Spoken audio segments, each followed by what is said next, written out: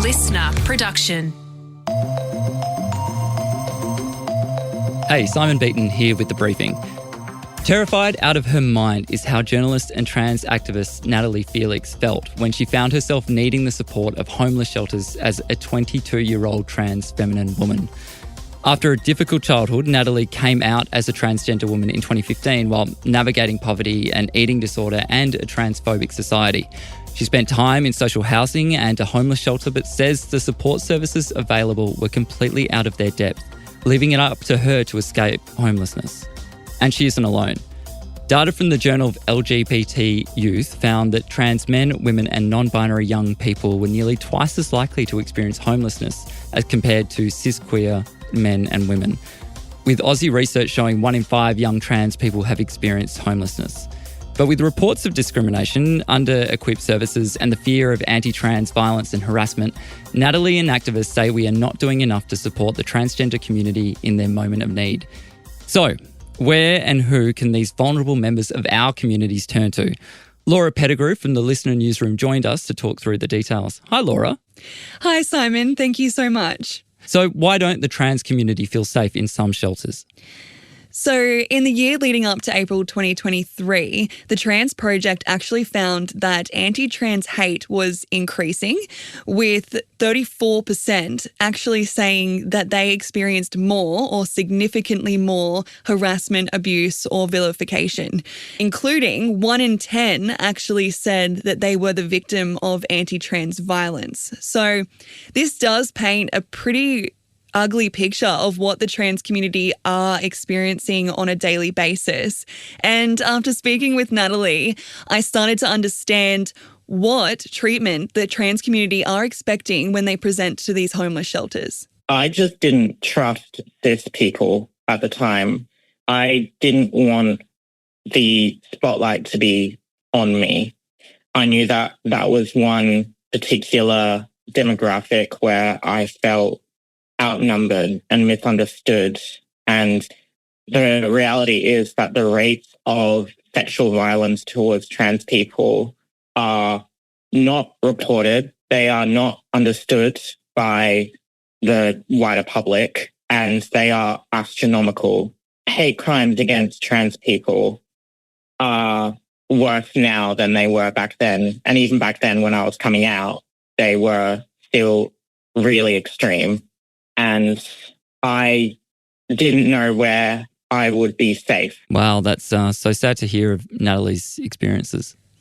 Yeah, it absolutely is. And, you know, there are great organisations out there doing fantastic work to try and make the trans community feel like they're being welcomed with open arms.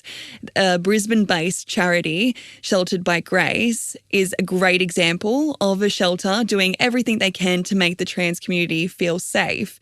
But in saying that, operations manager Najee Featherstone does say that there are challenges in doing so, with transgender community previously experiencing discrimination from other residents in the shelter. When you're coming into a space like somewhere like Sheltered by Grace, we do have a lot of people from a lot of different demographics. And I'm not sure if you heard of the saying, kind of hurt people. So there can sometimes be some forms of bias and discrimination through, I guess, lack of education as well, and understanding all our residents are going through something. Does this shelter do much to try and reduce that discrimination? Yeah, they absolutely do. You know, they have a zero tolerance to bullying and have implemented some pretty strict policies to remove discrimination from their shelter. But let's listen to a little bit more of Natalie's experience, especially during her time in a Sydney-based shelter. You're never going to know, like, when the tipping point is going to come, when suddenly you are going to be met with a lot of violence. And sometimes people who are homeless and depressed and coping just lash out. And I'm an easy target. So in the homeless shelter, I didn't feel stigmatized, but I definitely didn't know that at the time. Yeah, well, that's pretty real. What about the idea that trans women pose a risk to cis women in shelters?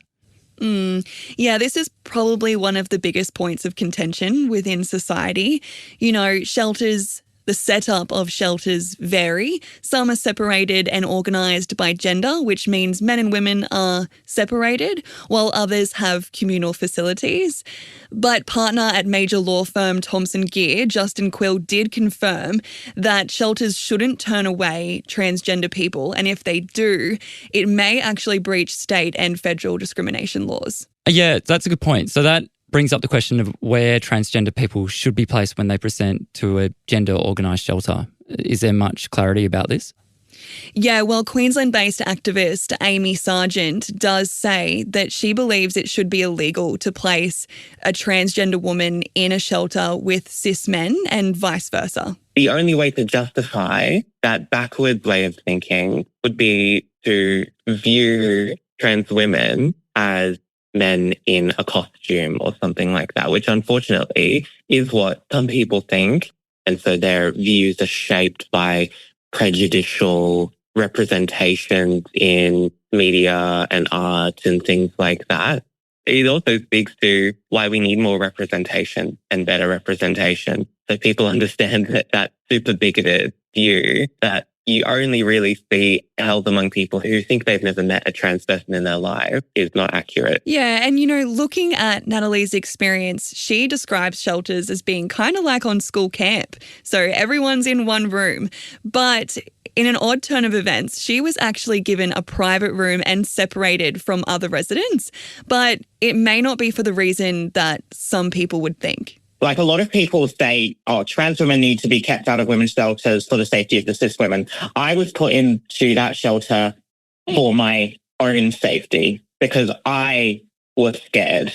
I did not feel safe around cis people. And I do remember, I remember definitely feeling out of place there, because I was the only member of my specific demographic.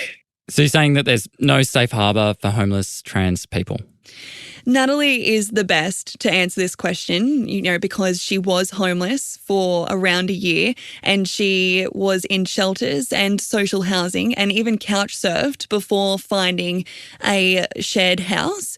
This is Natalie's experience, and we know that social housing is a big topic. But in Natalie's experience, she says that while these services did actually put a roof over her head, they didn't understand the challenges facing her and the trans community. So is there much that shelters can do to improve their offering?